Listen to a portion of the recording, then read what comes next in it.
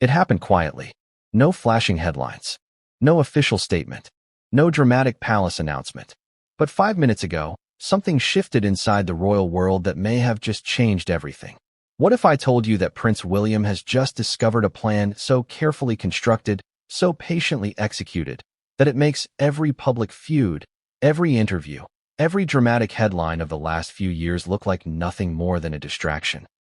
And what if I told you that his response wasn't anger, wasn't outrage, but something far more unsettling? Before we continue, please hit the like button, subscribe to the channel, and turn on the notification bell for updates. Because this wasn't a reaction. It was recognition. Let me ask you something right now. Have you ever looked back at a situation and realized the signs were always there? You just didn't know how to read them yet? That's exactly where we are. For years, the public narrative has been simple. Too simple. Meghan Markle and Prince Harry walked away. They escaped. They started over. End of story. Except, what if it wasn't the end at all? What if it was step one? Because here's the uncomfortable truth no one wants to confront. Powerful people rarely abandon power without a reason, and they almost never do it without a plan. Tonight, we're pulling back the curtain on what some insiders are calling a calculated, long-term strategy. A strategy that allegedly involved leaving the royal family in order to reshape influence, rebuild leverage, and eventually re-enter the very system that was supposedly rejected. Not as outsiders, but as players. And when Prince William finally saw the full scope of what may have been unfolding behind the scenes, those close to the situation say his reaction was immediate, not outwardly dramatic, but internally decisive. Because this wasn't about family drama anymore. It was about control. Now pause for a moment and think about this. Why now? Why would this story surface at this exact moment in history? The monarchy is changing. The old guard is gone. The public mood is shifting. Trust is fragile. Authority is being questioned. And succession is no longer an abstract future. It's an approaching reality. Moments like this create opportunity. And opportunity attracts strategy. Ask yourself this. If you wanted to re-enter the most powerful institution in the UK without asking permission, how would you do it? You wouldn't kick down the door. You wouldn't demand your place. You would make yourself unavoidable. You would let public sentiment soften first. You would reshape your image slowly. You would allow others to make mistakes while you remained silent. You would wait. That's why some observers say the most dangerous thing about this alleged plan isn't ambition. It's patience. Because patience changes how people perceive you. It makes you look reasonable, measured, mature. It makes former conflicts feel distant. Emotional reactions feel unnecessary. And suddenly, the question isn't should she return? It becomes why shouldn't she? That's the shift Prince William reportedly noticed. Not a single event, not a headline, not a leaked message, but a pattern. Appearances that felt coincidental, timing that felt intentional, silences that spoke louder than statements. And when those pieces came together, the picture that emerged wasn't chaos. It was structure. Now, let's be very clear about something before we go any further. This is not about proving intentions. This is about examining behavior, patterns, strategy, cause and effect. Because history teaches us something important. The most successful power moves are the ones that don't announce themselves. They feel organic. They feel accidental. They feel inevitable. And the public rarely notices until it's already happened. So let me ask you directly. Do you believe someone could walk away from royal power, global recognition, and institutional influence, and not think about how to get it back? Or at least, how to reshape it? Here's where things get uncomfortable. For years, the focus has been on emotion, hurt feelings, betrayal, interviews, public sympathy. And yes, those things mattered. But while everyone was busy arguing about who said what, someone may have been quietly watching how the system responds under pressure, which narratives stick, which criticisms fade, which doors remain half open. Because here's the reality no one talks about. Royal power isn't just inherited. It's negotiated. And negotiations don't always happen at the table. Sometimes they happen in public perception, in timing, in restraint. That's why Prince William's response is so significant. Not because he lashed out, not because he confronted anyone publicly, but because he didn't. People close to royal dynamics understand something the public often doesn't. Silence at that level isn't confusion. It's calculation. When someone like William pauses, reassesses, and recalibrates, It means he's no longer reacting to surface-level drama. He's thinking about the endgame. And the endgame isn't about personal feelings. It's about stability, authority, legacy. It's about protecting the institution he's destined to inherit. So when reports suggest that he recognized a broader strategy, one that involved repositioning, rebranding, and eventually re-entering the UK narrative, it forced a different kind of response. A quieter one, a more dangerous one. Because now, the story isn't just about whether Meghan could return. It's about whether the monarchy can afford to underestimate her. That's the tension sitting beneath every headline right now. On one side, a woman many believe walked away and rebuilt herself independently. On the other, an heir who understands that power rarely disappears, it relocates. And between them, a public that may not realize it's being slowly repositioned. Here's another question for you. Why do stories about a possible return keep resurfacing, even when they're denied? Why does the idea refuse to die? Because ideas don't survive unless they're useful. And the idea of a return serves more than one purpose. It tests reactions. It measures resistance. It reveals who panics and who stays quiet. And when Prince William saw how those reactions unfolded, insiders say it confirmed something he had been suspecting for a long time. This wasn't improvisation. It was preparation. But here's where the story takes an unexpected turn. William didn't move to shut it down publicly. He didn't issue warnings. He didn't escalate. Instead, he shifted strategy. Because sometimes, the smartest response to a long game is an even longer one. And that's why what happened next matters more than anything that came before. Because once the future king saw the board clearly, he didn't try to flip it over.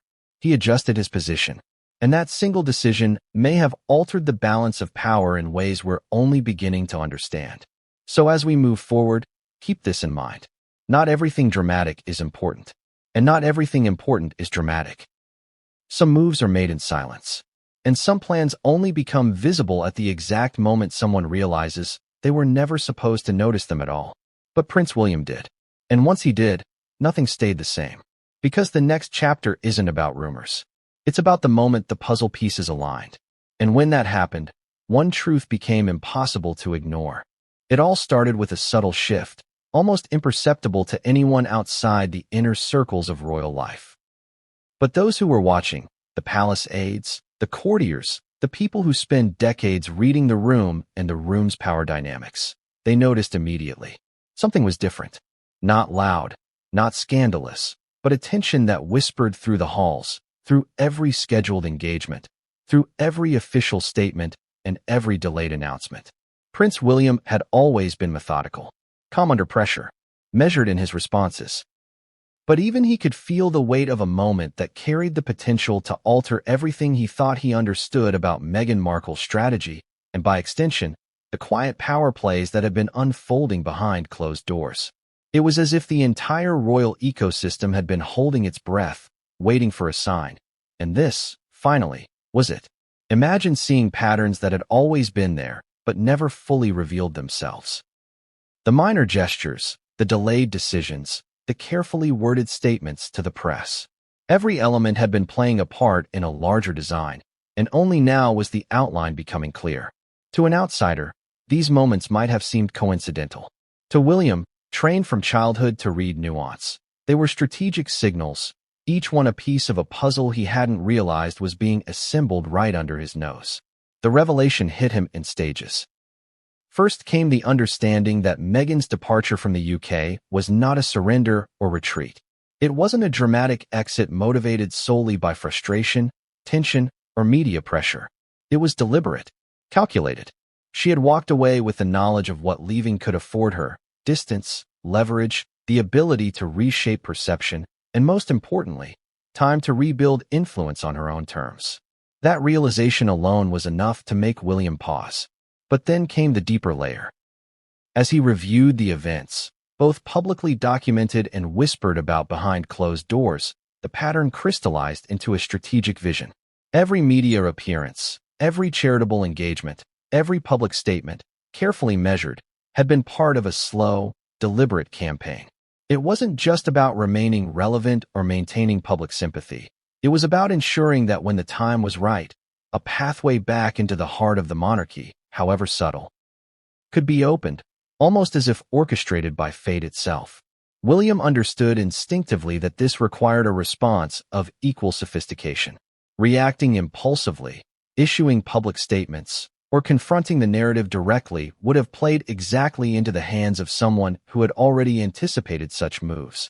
The stakes were enormous, far beyond the personal dynamics between Meghan and the rest of the family. This was about influence, perception, and control over the narrative that shaped public opinion about the monarchy itself. Every chess player knows that timing is everything. You cannot attack too early. You cannot hesitate too long. Meghan's moves had been slow and patient. Every piece positioned perfectly. Every potential reaction tested. William, the heir who had grown up observing not just the pomp and ceremony of royalty, but the subtle calculations of power, could see now that he had been a player in someone else's long game, without even realizing it. This realization triggered something deeper, a sense of urgency that had been absent before. It wasn't anger. It wasn't fear. It was clarity. A recognition that the balance of influence had shifted subtly and silently, an understanding that the next moves would require precision, patience, and perhaps even restraint that was harder to maintain than the boldest public statement. Let's step back for a moment. Think about what it means to uncover a strategy like this. To realize that someone you believed had exited the field entirely had been, in fact, planning a return, with a timeline and objectives carefully mapped out. To understand that the narrative presented to the world, one of disengagement, of stepping away, was only one layer of a multidimensional plan designed to achieve influence, credibility, and perhaps ultimate power. How would you react? Would you confront it head-on, risk exposing your own vulnerabilities, or would you wait, observe, and counter at precisely the right moment? William's approach, according to those familiar with the situation, was the latter. He didn't rush. He didn't confront. He didn't let panic dictate his next steps. Instead, he took stock, calculated probabilities, assessed risks, and considered the long-term consequences of each possible action. This wasn't just a personal response. It was a strategic maneuver aimed at protecting not only his position but the integrity of the institution he would one day lead. And then came the confirmation, subtle, almost imperceptible, but unmistakable. Signals that corroborated the larger picture, confirming that the steps being taken outside the UK were not random. Connections being built, public sentiment being shaped, influence quietly consolidated. Every move aligned with a plan that, until this moment, had been invisible, but now stood revealed in all its intricate detail. It was a moment that could have paralyzed most people. The sense of being outmaneuvered, even in subtle ways, can be disorienting, especially when the stakes involve centuries of tradition, public scrutiny, and familial expectation. But William didn't falter. He absorbed, analyzed, and recalibrated. This is the hallmark of a calculated mind, seeing the broader pattern, recognizing the implications, and preparing a response not for the moment, but for the series of moments that would inevitably follow. Now, let's consider the human dimension. Beyond strategy and calculation lies emotion. Every revelation like this carries an emotional weight, a mix of surprise, concern, and perhaps even respect for the audacity of the strategy. William, trained to maintain composure, would have felt the subtle tremor of these emotions. And yet, those who know him say that he compartmentalized, allowing the clarity of thought to guide his next steps rather than the fleeting reactions of shock or frustration. So what does this mean for the broader royal landscape? It signals a new phase, a phase in which assumptions can no longer be taken at face value, in which public appearances, interviews, and social media narratives are not mere storytelling tools, but instruments of influence with measurable consequences. And crucially, in which William, now fully aware of the game being played, must navigate not only the ambitions of those around him, but also the expectations of an institution centuries in the making. Here's a question for you.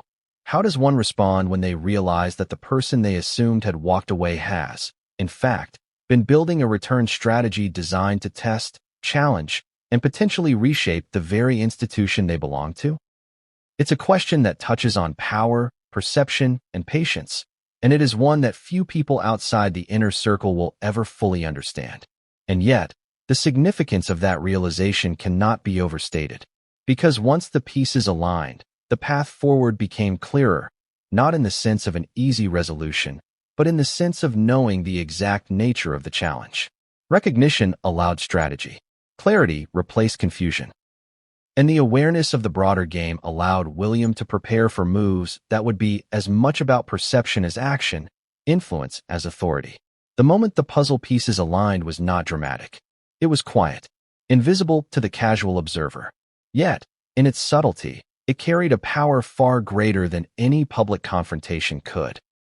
Understanding the full scope of someone's long-term strategy, especially when it has been executed with patience, precision, and foresight, is both a revelation and a responsibility.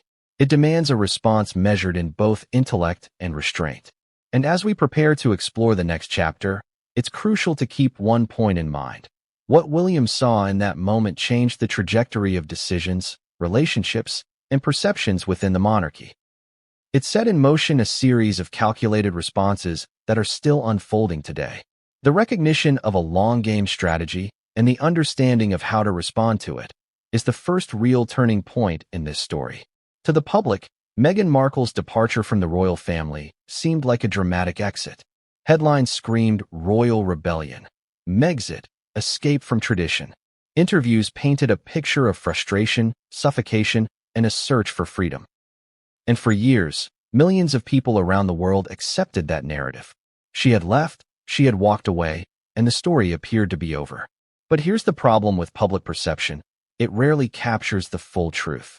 It focuses on the visible gestures, the resignation statements, the relocation, the media appearances, and ignores the subtle signs, the undercurrents, the strategic calculations that never make it into a headline. Because the truth is rarely obvious, and power is almost always measured in what you don't see. This was never a simple exit. According to insiders and observers who have studied Meghan's moves closely, her departure was deliberate in a way that went far beyond the public's understanding of personal choice. She didn't just leave because it was hard or because the media pressure was unbearable. She left with intent. She left with objectives.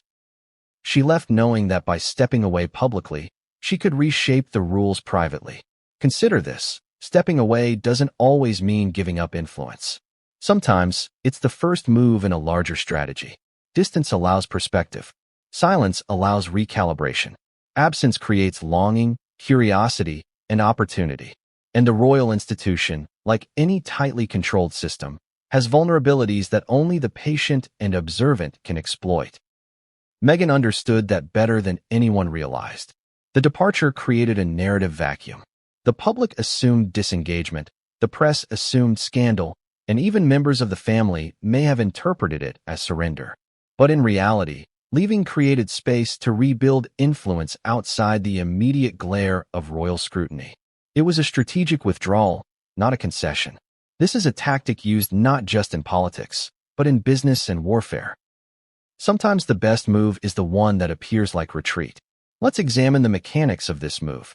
First, Meghan ensured that the exit was highly visible. Media coverage, carefully curated interviews, social media statements. But these public gestures were just the surface. Beneath them were private communications, strategic relationships, and moves that positioned her favorably for the next stage. Every engagement, every alliance formed, every image released to the public served a dual purpose: maintain relevance and control perception. Second, she built a network of influence outside the traditional royal framework. From charitable foundations to media partnerships to global platforms, each connection was a potential lever. Leaving didn't diminish her power, it redistributed it. And redistribution matters more than mere visibility. Influence is portable, adaptable, and, crucially, it's not always visible. Third, she allowed the palace and the public to underestimate her. Underestimation is the most dangerous weapon in strategy. When others assume you've exited, they stop monitoring, stop calculating, stop preparing. That's exactly the window she exploited. Distance created the illusion of absence. Absence created a narrative she could later manipulate. And manipulation is the subtle art of control. Prince William, observing from his position within the monarchy, eventually saw through the illusion. The patterns he had ignored initially, The media appearances, the alliances, the statements now revealed a methodical plan. Her departure, seemingly dramatic and irreversible, was in fact a carefully orchestrated pause. And understanding that pause was the first step in grasping the full scope of what she might have been planning next. Here's an important concept to consider: exit as strategy. In any high-stakes environment, leaving the room can be more powerful than staying in it. By stepping away, Meghan controlled the tempo. She controlled expectations. She allowed her opponents to act while she waited, calculated, and prepared. And the brilliance of such a move is that it often appears reckless or emotional to outsiders, masking the careful thought and long-term vision behind it. The emotional component of this exit that wasn't an exit is significant. The public and even members of the family interpreted the move as hurt, frustration, or fear. But behind closed doors, it was patience, observation, and anticipation. Emotional deception is a crucial tool in strategy. If your opponents react emotionally, they make predictable moves. And those who make predictable moves are the easiest to counter. Now, consider the timeline.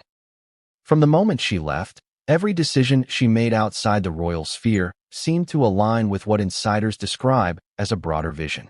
Public appearances were timed for maximum exposure. Interviews were crafted to shape perception. Philanthropic engagements highlighted influence and credibility. And each move served a dual purpose: to maintain public relevance while subtly preparing for a potential re-entry into the UK narrative. It's also critical to note the psychological impact of this move. Absence creates curiosity. Distance breeds speculation. And speculation fuels influence. By leaving, Meghan didn't remove herself from power. She made herself indispensable in a way few realized at the time. The longer she stayed away, the more questions emerged. Would she return? Could she be integrated back into royal life? What would her next move be? These questions, floating in the public consciousness, increased her leverage without requiring a single confrontation. And then comes the pivotal realization: exits are rarely permanent. In the world of strategy, departures are tools. They allow one to regroup, to reposition, and to re-engage under more favorable conditions. The palace, and indeed much of the world, interpreted Meghan's absence as disengagement. But for those watching closely, including Prince William, her departure hinted at planning, patience, and preparation for something far more consequential. This is where things become particularly fascinating. Because the exit that seemed final, the departure that felt like closure, was in fact the opening act of a longer story. William's recognition of this fact marked a turning point. It shifted his understanding from a narrative of personal grievance to a recognition of calculated strategy.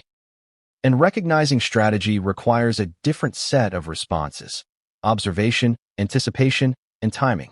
Ask yourself this: what does it feel like to realize that the person you thought had removed themselves from the game was actually preparing to influence it more subtly, more effectively, and more powerfully than ever? It's not panic. It's not anger. It's clarity. And clarity demands preparation, not impulsive reaction. That is why, according to insiders, William didn't confront. He didn't issue statements. He didn't attempt to publicly counter the narrative. Instead, he began recalibrating his understanding of the situation. The exit had revealed the true scope of influence. It had forced a reassessment of power, strategy, and perception, and that recalibration would guide the next set of decisions, both public and private. Let's reflect on the paradox here. By leaving, Meghan did not diminish her power. She amplified it. By stepping away, she created influence. By creating distance, she created curiosity. And by leveraging curiosity, she positioned herself for potential reintegration under conditions more favorable than anyone could have anticipated at the time of her departure. And this is where the chapter ends with a crucial tension. The exit wasn't an exit. It was the first move in a game that only now was becoming visible to those capable of reading it. Prince William's recognition of this subtle orchestration marks the beginning of a strategic dialogue, a silent, high-stakes negotiation that operates in the shadows of public attention. Power is rarely impulsive. It doesn't rush in, shout, or demand immediate recognition. True power waits. It observes. It calculates. And, most importantly, it moves only when the conditions are precisely right. That's the principle behind what insiders describe as Meghan Markle's long game. A methodical, patient strategy designed not for instant gratification, but for ultimate influence. From the outside, her life after leaving the UK seemed like a series of independent choices: media appearances, philanthropic work, strategic interviews, business ventures. Each move appeared separate, reactive even. But to those who understood the intricacies of influence, every step was part of a deliberate plan to shape perception, cultivate alliances, and lay the groundwork for a potential return. This is the nature of long-term strategy. It is subtle, indirect, and invisible to the casual observer until the moment it becomes undeniable. Prince William's recognition of this long game changed the way he approached the entire scenario. He understood instinctively that reacting impulsively, whether through public statements, private reprimands, or visible attempts to control narratives, would play directly into the hand of someone who had been thinking multiple moves ahead. A premature reaction could expose vulnerability, reveal uncertainty, and provide an opening for influence to be reasserted in ways that were difficult to counter. Think about it like a game of chess. Meghan had moved her pieces off the board temporarily, but in doing so, she had created the potential for a powerful positional advantage. Distance, in this case, was leverage. Absence became a tool. And William, recognizing this, had to adjust his strategy not for the immediate moment, but for a series of unfolding events that could redefine influence, perception, and power within the monarchy. What makes this particularly striking is the contrast between visible and invisible power. The public only sees headlines and appearances, the gestures, the photos, the speeches. But influence often exists in parallel channels: private alliances, calculated timing, perception management. By controlling the narrative outside the UK, Meghan had effectively positioned herself in a space where the public conversation and the private reality could operate independently, yet complement one another when the moment was right. Patience, in this context, is both a weapon and a shield. Those who move too quickly expose themselves. Those who wait too long risk losing momentum. Meghan's strategy appeared to balance these factors with precision. Each public statement, each interview, each charitable endeavor served dual purposes: shaping public perception and testing the response of the monarchy, media, and global audiences. Timing was everything, and her patience amplified her influence. William, having observed this unfolding pattern, began to recognize that the stakes were larger than personal dynamics. This was no longer about old grievances, misunderstandings, or familial tension. It was about systemic influence, the ability to shape narratives, perceptions, and ultimately, the public's acceptance of power. And understanding the long game meant he had to respond not emotionally, but strategically. Here's a direct question for you. How often do we underestimate the patience of someone determined to reclaim influence? How often do we assume that departure equals defeat, when in reality, it can be the first move in a far more complex strategy? The lesson is subtle but critical. Patience is not inactivity. It is a deliberate choice to observe, anticipate, and act only when the conditions maximize advantage. The brilliance of the long game lies in its invisibility. Most people interpret absence, delay, or silence as weakness. Few recognize it as calculated power. By stepping away from immediate scrutiny, Meghan allowed others, the palace, the press, the public, to react emotionally. Each reaction provided information. Each misstep offered leverage. And in that silence, she consolidated influence in ways that could only become apparent over time. William's challenge, then, was unprecedented. He was faced with a situation in which an individual, presumed to have left the field entirely, had continued to build power externally. The long game, by its very nature, requires careful observation, restraint, and an awareness of consequences far beyond the immediate moment. For an heir to the throne, this was a test not only of strategic thinking but of patience, self-control, and the capacity to operate in an environment where influence is as important as authority. Let's examine perception, another critical component. Public perception can be manipulated subtly, without overt action. Each interview, each public appearance, each philanthropic initiative can serve as a signal, both to supporters and to opponents. By maintaining visibility in carefully curated ways, Meghan ensured that the public narrative remained favorable, or at least sympathetic. She allowed curiosity to build, anticipation to grow, and questions to linger. Could she return? Should she return? And when she did, under what conditions? The psychological dimension cannot be overstated. Patience requires emotional discipline. Waiting for the right moment means tolerating uncertainty, ambiguity, and even apparent setbacks. Meghan's strategy appears to have accounted for this.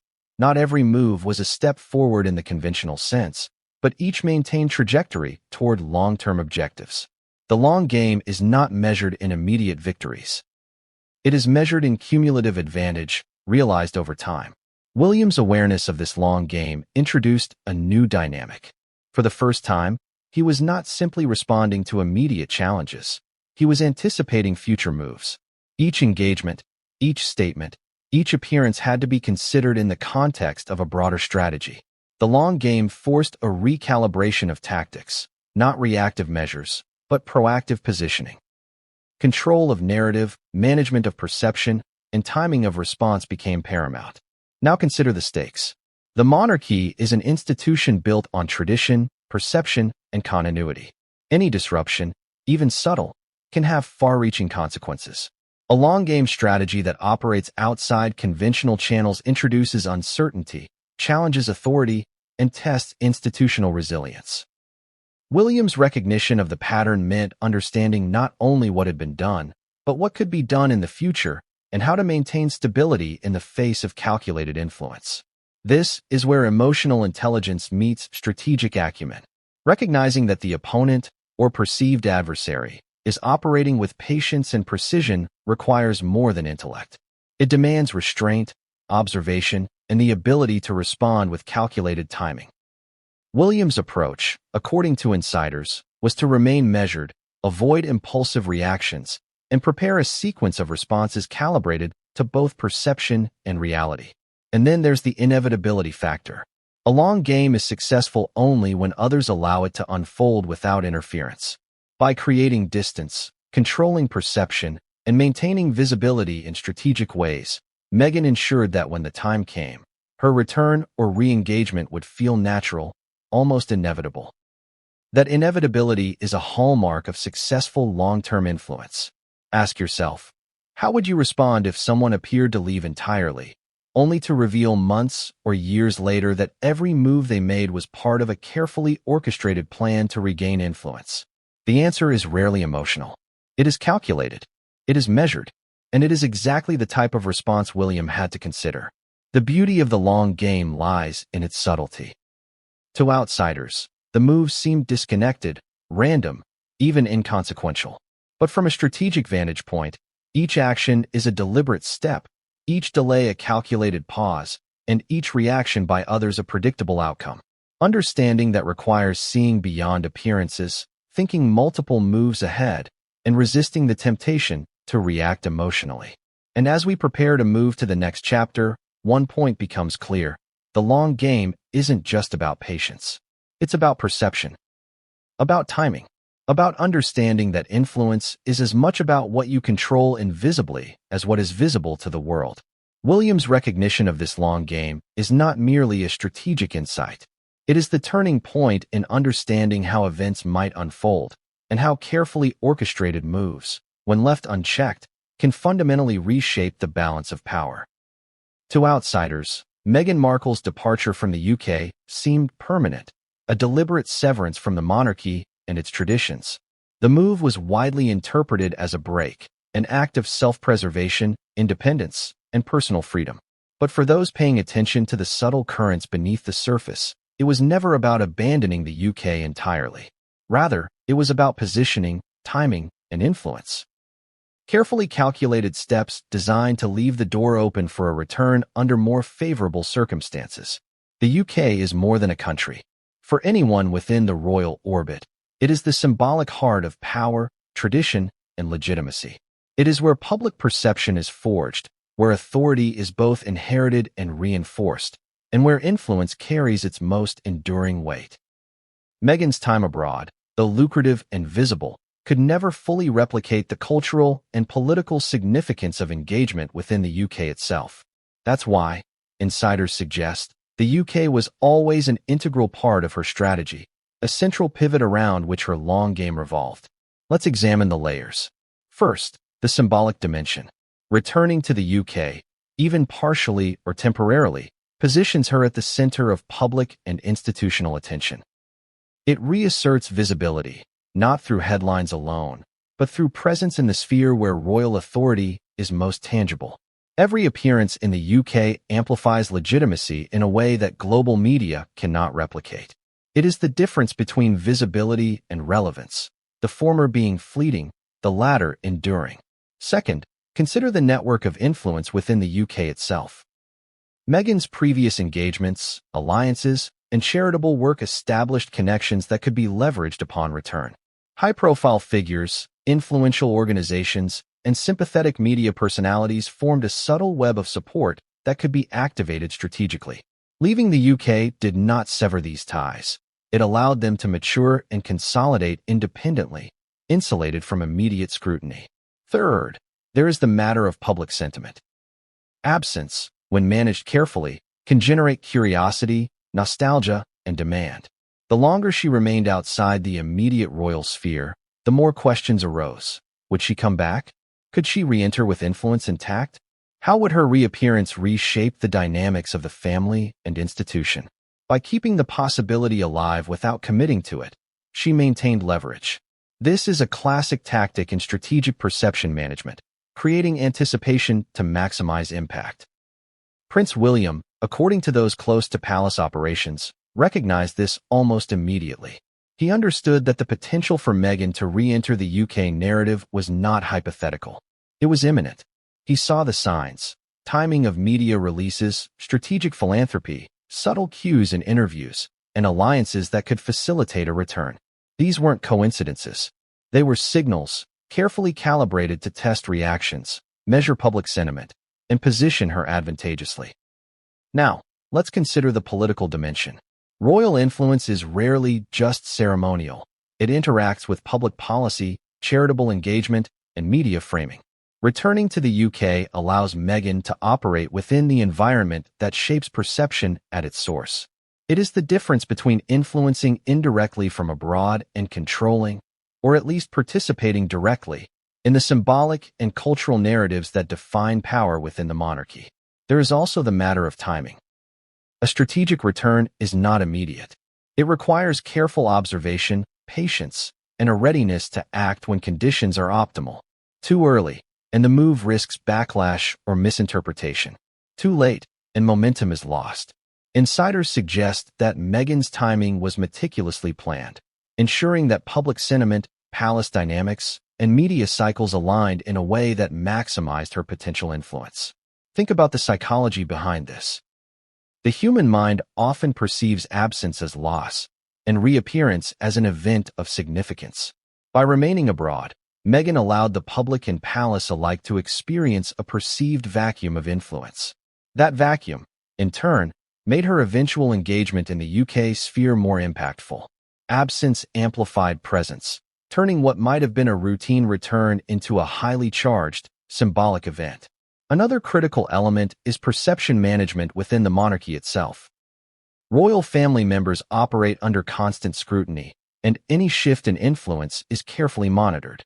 Meghan's absence created a space where William, Harry, and other senior figures could miscalculate or underestimate her positioning.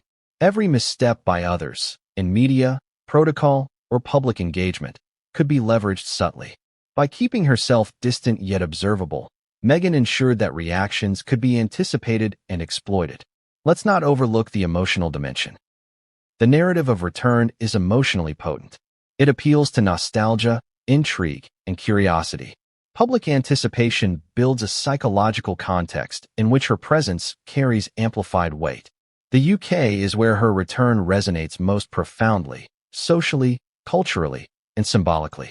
It is not just a location. It is the stage upon which influence and perception converge. From a strategic standpoint, this is audacious.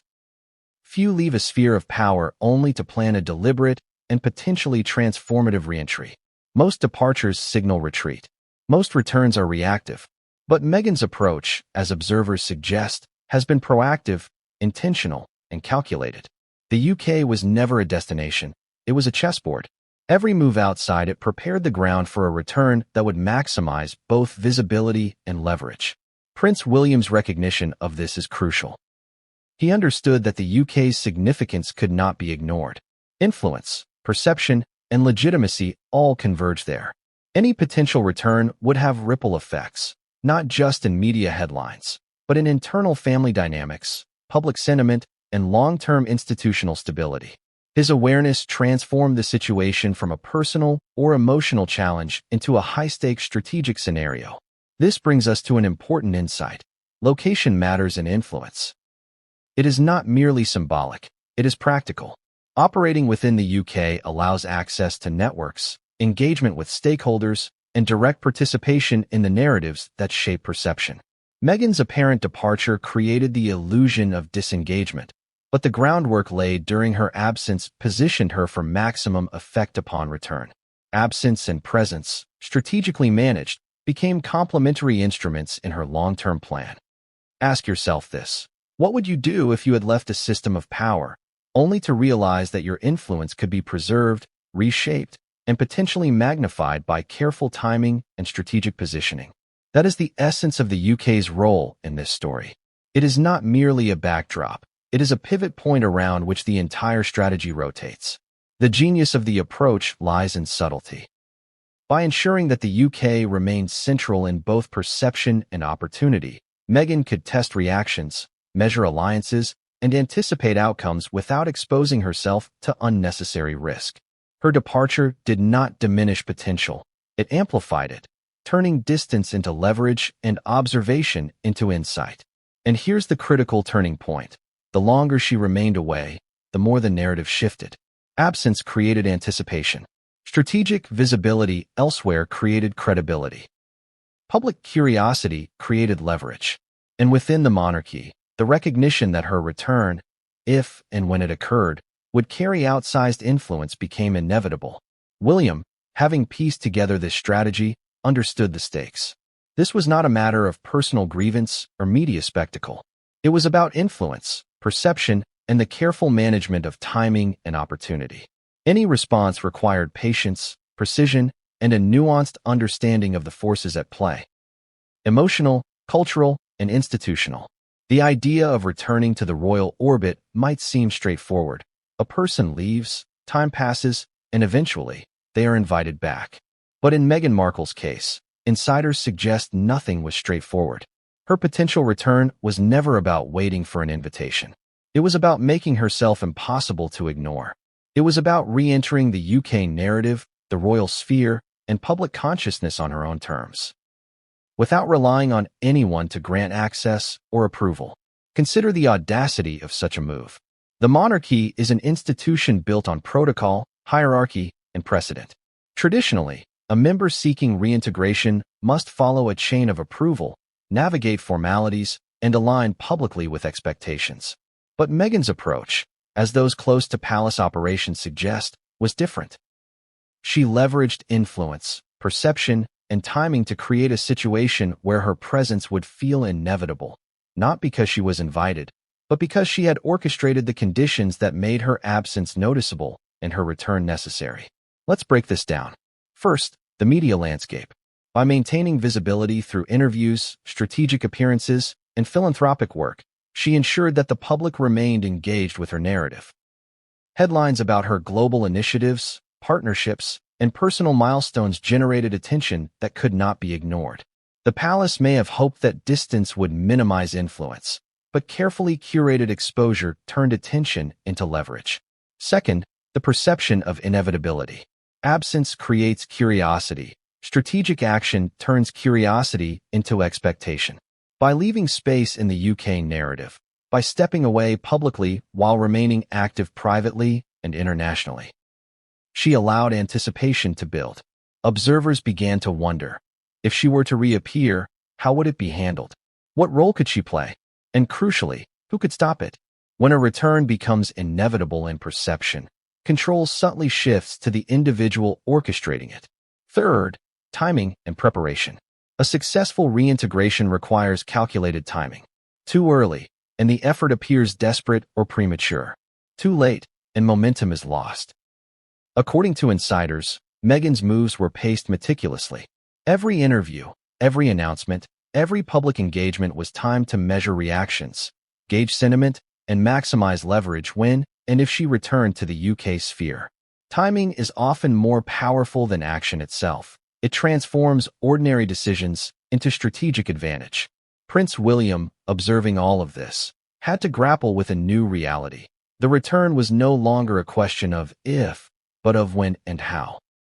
He recognized that the apparent control of the royal narrative had shifted subtly. Meghan's absence had not diminished influence. It had concentrated it.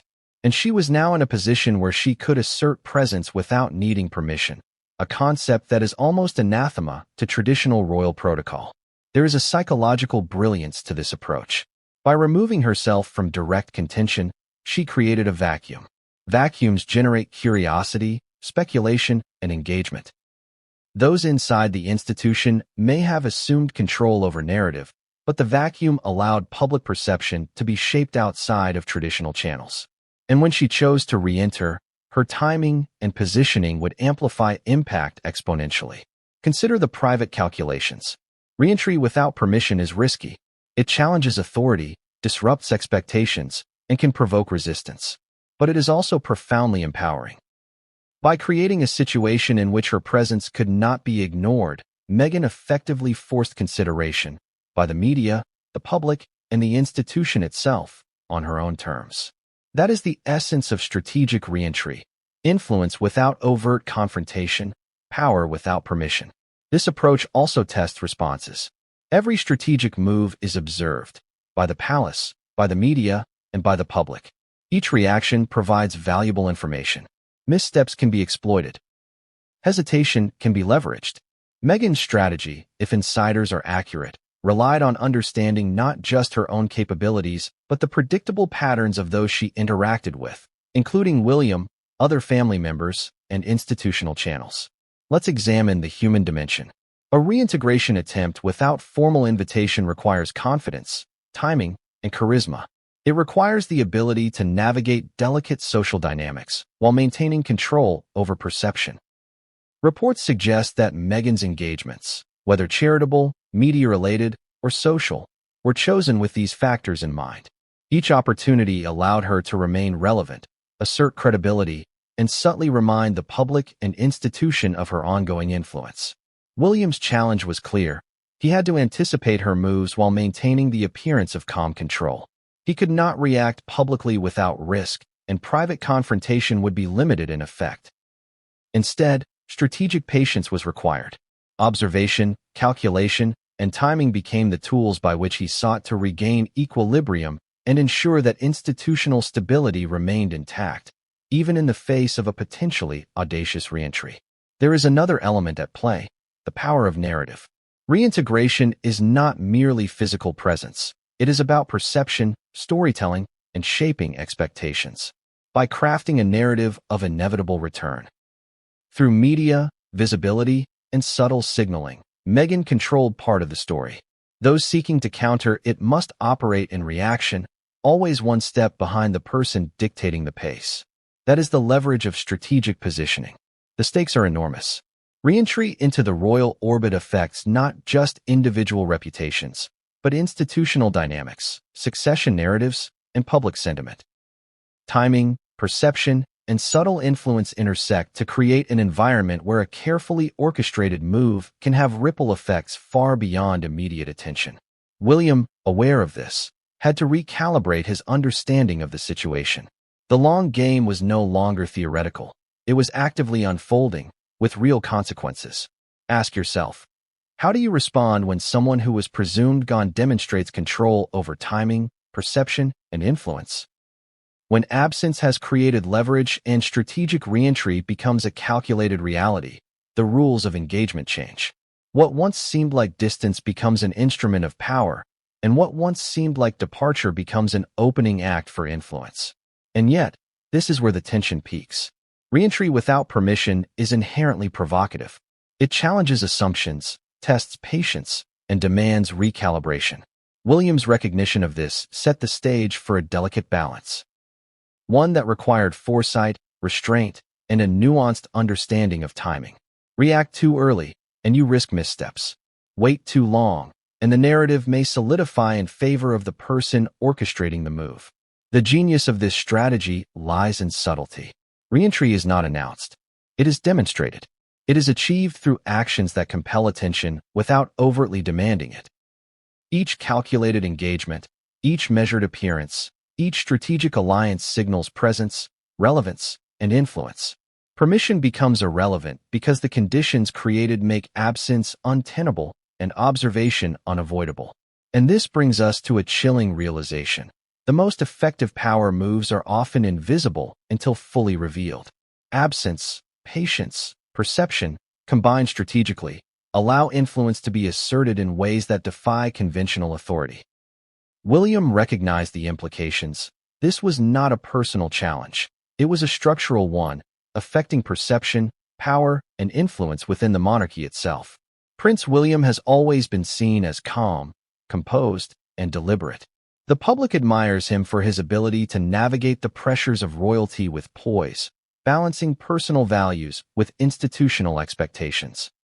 But behind that measured exterior lies a mind honed by decades of observation, training, and understanding of power, the subtle, invisible forces that drive influence within the monarchy. And now, faced with what insiders describe as Meghan Markle's calculated long game, that mind was fully engaged. William's recognition of the situation didn't arrive overnight. It was the product of patterns observed over time. Small media signals, timing of appearances, strategic interviews, and carefully curated alliances. At first, the events may have seemed disjointed, coincidental even.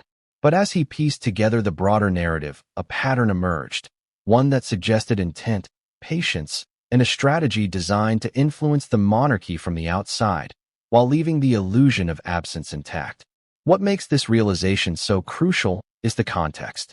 William isn't merely responding to personal dynamics. He is heir to an institution that embodies centuries of tradition, public trust, and authority.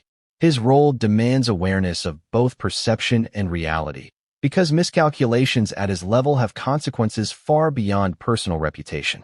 Recognizing a calculated strategy operating outside conventional channels is not just insightful, it is essential. Consider the challenges. First, the stakes involve public perception. The monarchy exists not only through ceremony and protocol, but through the trust and engagement of the people.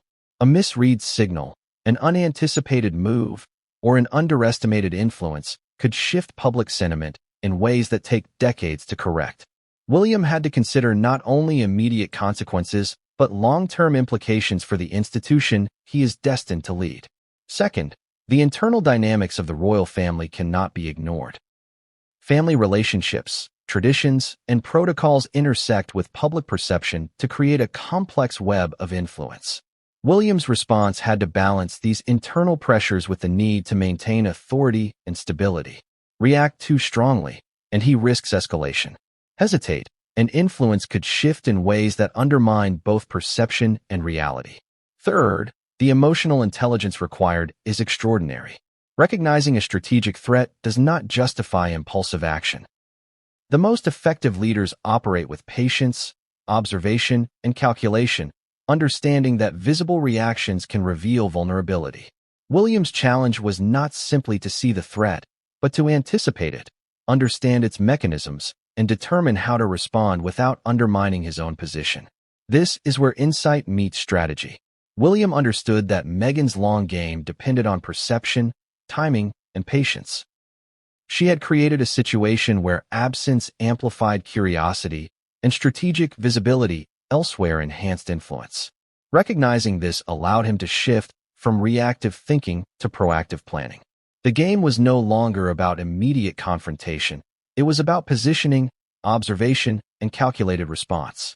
Ask yourself this: how often do we underestimate threats because they are subtle, indirect, or outside our immediate sphere? William had to overcome precisely this challenge. The most dangerous moves are rarely loud. They operate quietly, invisibly, until recognition forces a response, and by then, momentum may already favor the strategist. Understanding this is the hallmark of effective leadership. There's another critical layer: long-term consequences. The monarchy is an institution built to endure. Decisions made impulsively can reverberate for generations. William's recognition of the threat was not merely about a personal dynamic. It was about ensuring stability, protecting institutional integrity, and maintaining public trust. Every move required foresight, every response was weighed against potential outcomes, and every reaction had to balance perception with reality. Psychologically, this is a unique position. Recognizing a sophisticated strategy designed to influence without direct confrontation can create a sense of urgency, frustration, or even pressure to act immediately. But William's approach, insiders suggest, was one of measured calculation. He observed, analyzed, and prepared, understanding that premature action could play directly into the long game orchestrated by Meghan. Consider the strategic implications. He was faced with a situation in which an individual who had seemingly left the field had maintained influence, leveraged perception, and created conditions for re-entry that were almost impossible to ignore. Traditional responses: confrontation, public statements, or immediate control measures, risked undermining authority rather than preserving it. The solution required patience, subtlety, and understanding of timing. This is where the tension intensifies. William recognized that the threat was not overt, yet its potential impact was enormous. Public perception could shift. Institutional dynamics could be tested. The narrative could be subtly redirected. And the longer the strategist remained patient, the more powerful the eventual influence could become. In other words, absence and subtlety could translate directly into leverage. Let's not forget the human dimension. William's awareness of the situation likely carried emotional weight. Recognition of a carefully orchestrated strategy can provoke frustration, a sense of being outmaneuvered, and the pressure of responsibility. Yet the hallmark of his approach appears to have been restraint. Emotional impulses were subordinated to strategic calculation. Observation replaced reaction. Timing became weaponized. One fascinating aspect is how perception interacts with reality. Meghan's moves outside the UK created an appearance of disengagement. But in reality, influence was being maintained and consolidated. William's ability to recognize this duality, the difference between what is visible and what is real, is central to understanding why his response was neither impulsive nor public. It was tactical. It was deliberate. It was the response of an heir understanding the stakes not just for himself, but for the institution he will one day inherit. Here's a crucial question. How do you respond when a strategist operates in shadows, creating leverage through absence and perception, while the pressure to act publicly grows? William's insight shows that the answer is patience, preparation, and the careful orchestration of one's own moves in response. React too soon, and you play into their hands. React too late, and momentum shifts. Recognizing timing, influence, and perception becomes paramount. And now we approach a pivotal point in this story. William's awareness of Meghan's strategy marked a turning point, not only in personal dynamics, but in the broader framework of royal influence. The recognition of a long-game strategy outside conventional channels meant that his decisions moving forward would need to account for timing, perception, and potential outcomes far beyond immediate understanding. Even the most disciplined observers can miss subtle signals, but William's instincts, honed over decades within the royal environment, allowed him to spot the patterns that others overlooked. These were not overt actions, no dramatic announcements or public confrontations, but carefully orchestrated signs, gestures, and timing that hinted at a broader strategy. Each one was a clue, a breadcrumb, pointing toward a methodical plan that demanded his full attention. Let's start with the media. To the casual observer, Meghan's interviews, appearances, and public statements may have seemed sporadic or merely opportunistic. But William, who understands the monarchy's delicate relationship with public perception, saw consistency in the messaging. Every phrase, every emphasis, every subtle nod to influence or presence had purpose.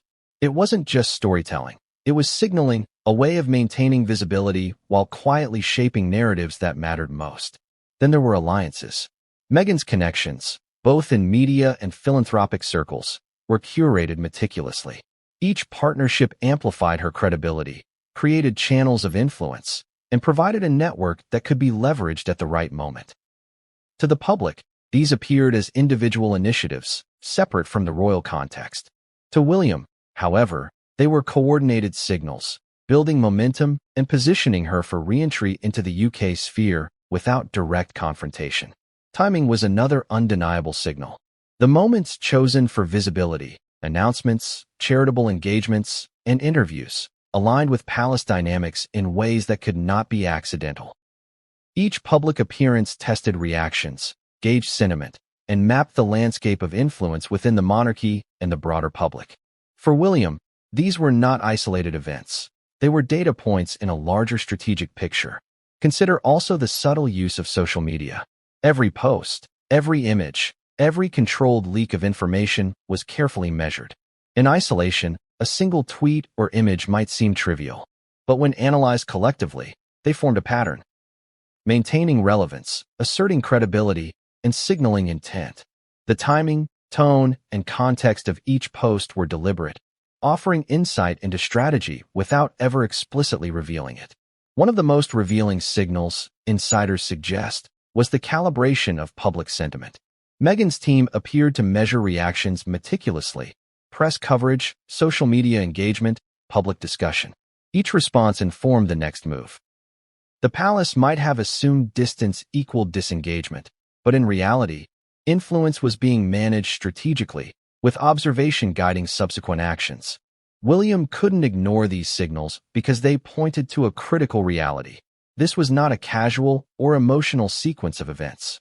It was a deliberate, methodical approach designed to create leverage, maintain influence, and shape perception.